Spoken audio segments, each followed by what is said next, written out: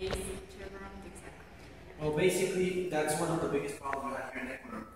Chevron Texaco, they came here around 1964 to 1972. It was the biggest oil spill that there was in the country and all over the world. Basically, what they did is they threw around 17 million barrels of oil, causing a very, very big disaster in Ecuador. They didn't really pay for it. What they say with all the fees and with all the problems they had with Ecuador is that they already did some remediation with it, but actually it's not quite done. I think it's a very, very bad thing that an oil company did that. It's horrible, but what can we do about it, right? Let's hope so that all the institutions that regulate the oil business and oil company, they'll help us in a way so Ecuador can actually get some feedback and get some money so they can actually help the Amazon here in Ecuador. What are some of the differences between the operating condition of Yasuni and the current exploration in Ecuador?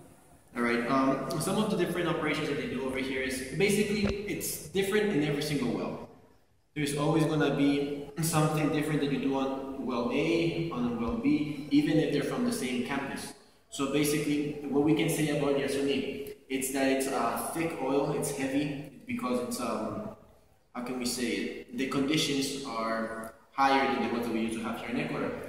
So as we can say, basically it's a little bit harder to export it, but to produce it, but well, we have to do what we have to do to get it, right? There's always difference between wells and wells. So it's a big difference that we can say from Ecuador history that we have from the Yasuni. Are oil operations controlled by public companies? That depends. Basically, over here in Ecuador, what we do and what people over here do is because the technology and all the investments that they do, it's really, really high. We don't have the money or the technology to back up those operations. So that's why we have Hollywood, we have Baker. We used to have Baker, Schlumberger. Different oil companies are private. In Ecuador, what the state does is basically they regulate and they're like owners of the oil. That's what's it about. But other private companies, they work on the service and stuff. The biggest one over here is Schlumberger.